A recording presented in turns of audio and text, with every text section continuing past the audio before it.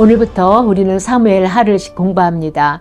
우리 성경에는 사무엘 상하로 나뉘어 있죠. 히브리 성경에는 사무엘서 하나로 되어 있어서 내용이 그대로 이어지고 있습니다. 사무엘상은 사울 왕의 생애와 죽음으로 끝이 났었습니다. 그리고 사무엘 하는 다윗 왕의 등극과 업적과 생애를 기록하고 있습니다. 사울이 죽었을 때 다윗은 아말렉과 전쟁을 하고 있었습니다. 사울이 죽은 후에 다윗은 시글락에 돌아와 이틀을 머물렀다고 하였습니다. 사울의 전투 장소인 길보아산에서 시글락은 약 80km의 거리라고 해요. 사흘째 되는 날에 아말렉 청년이 다윗에게로 옵니다. 그는 사울이 죽은 증거를 증명하기 위해서 사울의 왕관과 팔고리를 가져왔습니다. 그 아말렉 청년은 다윗에게 사울과 요나단의 죽음을 알리고 자신이 사울의 죽음을 도왔다고 거짓을 말합니다. 아말렉 청년의 말을 살펴봅니다. 내가 우연히 길보아산에 올라가 보니 사울이 자기 창에 기대고 병거와 기병은 그를 급히 따르는데 내가 고통 중에 있나니 청하건대 너는 내 곁에 서서 나를 죽이라고 해서 자신이 사울을 죽였다고 말합니다. 우리는 사무엘상 31장에서 사울의 죽음을 살펴보았습니다. 사울은 자신이 할례 받지 못한 블레셋 사람에게 죽임당하는 것이 두려워서 자살을 택하였지요. 무기 든 자가 두려워하니까 사울은 자신이 칼을 뽑아서 그 위에 엎드러졌습니다. 그런데 왜 아말렉 청년은 거짓을 말하고 있을까요? 아마도 아말렉 청년은 다윗에게로 와서 사울의 죽음을 알리고 사울의 죽음에 자신이 도왔다는 것을 알림으로 많은 보상을 받을 속셈이었을 것 같습니다. 그러나 다윗은 자신의 옷을 찢을 정도로 분노를 합니다. 저녁까지 슬퍼하며 울며 금식합니다. 그리고 내가 어찌하여 손을 들어 여호와의 기름 부은 자 죽이기를 두려워하지 아니하였냐며 아말렉 청년을 죽이라고 합니다. 다윗은 하나님이 기름 부은 자는 그가 비록 범죄하였다 해도 사람이 심판해서는 안 된다고 생각합니다. 하나님이 세우셨기 때문에 하나님이 심판할 것이기 때문입니다. 하나님의 주권을 철저히 인정하는 것입니다. 다윗은 그렇게 오랫동안 사울에게 쫓겨다녔지만 사울 왕을 개인적인 감정으로 대하지 않았습니다.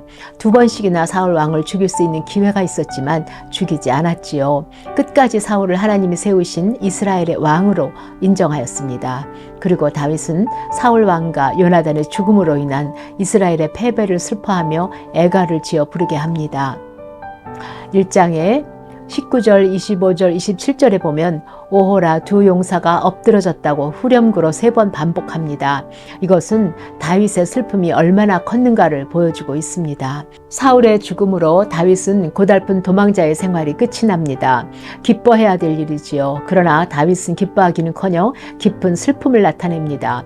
특별히 다윗은 요나단의 죽음뿐 아니라 사울의 죽음도 슬퍼하고 있습니다. 다윗이 사울 왕에 대해 감정을 정리할 수 있었던 것은 나발의 사건이 있었을 것이라고 생각합니다. 나발을 향하여 다윗은 분노하였습니다. 호의를 베풀었던 나발에게 모욕적인 대접을 받았기 때문입니다. 나발의 온 집안을 칼로 치려고 달려갑니다. 그러나 아비가일을 만남으로 다윗은 자신의 감정을 정리하였습니다. 복수심과 미움이 자신의 삶을 다스리지 않도록 합니다. 다윗은 감정에 휘둘리지 않고 감정을 다스릴 수 있는 사람이 된 것입니다. 다윗의 성숙한 모습이지요. 이스라엘을 통치할 수 있는 왕으로서의 인격이 다듬어졌음을 보여주고 있습니다. 이제 다윗의 시대가 열리게 됩니다. 다윗이 지은 애가에 나타난 중요한 의미를 자세히 살펴봅니다. 다윗은 자신의 감정보다 하나님의 영광을 앞세우고 있습니다. 다윗이 사울과 요나단의 죽음을 애도하면서 이렇게 시작합니다. 이스라엘아 너의 영광이 산 위에서 죽임을 당하였도다. 오호라 두 용사가 엎드러졌도다. 다윗은 사울과 요나단을 이스라엘의 영광으로 보고 있습니다.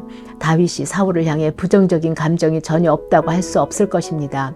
미움도 또 원망도 있었을 것입니다. 그러나 사울의 죽음이 통쾌함보다 극한 슬픔이 되는 것은 하나님의 영광이 죽임을 당하였기 때문입니다. 사울과 요나단의 비극적인 죽음은 곧 바로 하나님의 영광과 직결되고 있습니다. 다윗은 내 감정보다 내 섭섭함보다 더 중요한 것은 하나님의 영광이 높이 들리는 것입니다. 이때 비로소 다윗은 이스라엘의 통치자가 되는 것입니다. 한 가정으로 본다면 속썩이던 형제의 실패가 가문의 영광과 관련되어 있기 때문에 안타까워합니다. 교회에서도 동일하지요. 내 아픔도 있고 또 억울함도 있습니다. 거절당하고 상처 입은 내 자존심도 있습니다. 그럼에도 불구하고 그 교회의 무너짐에 눈물을 흘리는 것은 교회의 실패가 곧 하나님의 영광과 직결되기 때문입니다. 무너지는 가정 또 교회의 나라를 바라보며 눈물을 흘리며 하나님께 나오는 사람, 그가 하나님이 찾으시는 사람입니다. 이것이 바로 다윗의 애가의 중요한 의미가 됩니다. 다윗의 애가에서 배울 수 있는 소중한 교훈 또 하나가 더 있습니다. 다윗은 모든 것을 긍정적인 면으로 보고 있다는 사실입니다. 24절에 보면 이스라엘의 딸들아 사울을 슬퍼하여 울지어다. 저가 붉은 옷으로 너희에게 화려하게 입혔고 금놀이개를 너희 옷에 채웠도다. 다윗은 사울이 왕위에 있는 동안 부정적인 면보다 긍정적인 면을 보고 노래하고 있습니다.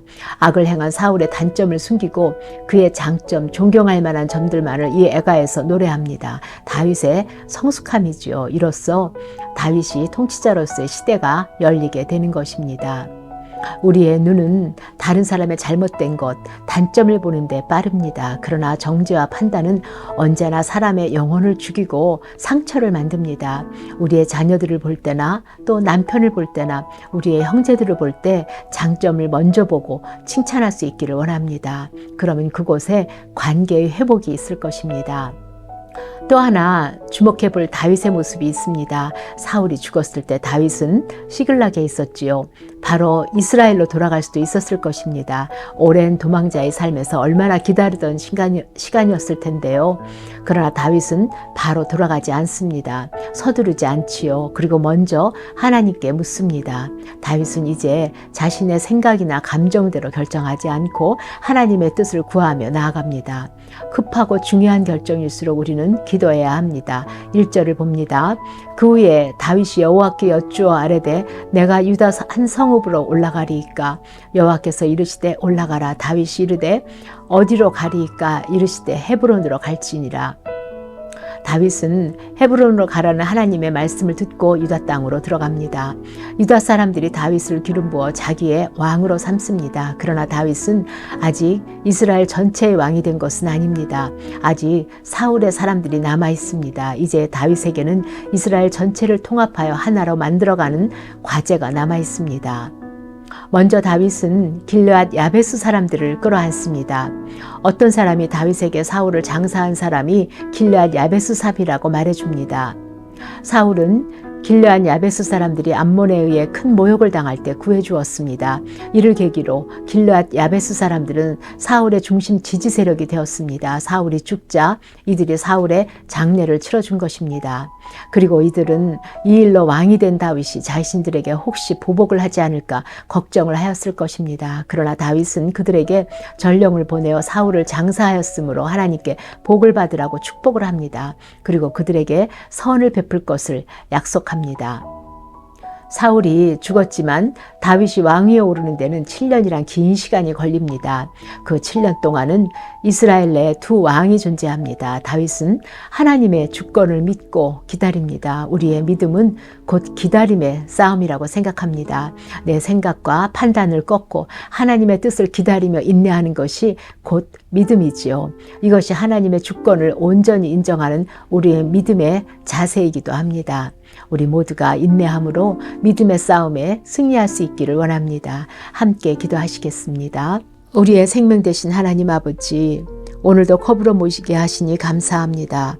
모일 때마다 성령님이 함께하여 주셔서 깨닫는 은혜를 더하여 주시기를 원합니다. 이제 사무엘 하를 공부하며 다윗이 어떻게 하나님 마음에 합한 왕이 되는지를 깨닫기를 원합니다.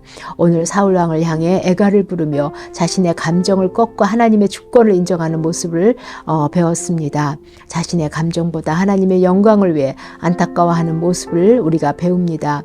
이와 같은 모습이 하나님이 찾으시는 하나님의 이름으로 일컫는 하나님의 백성인 줄 압니다. 우리 모두가 가정과 교회와 나라를 위해 하나님의 백성이 되게 하여 주시기를 원합니다.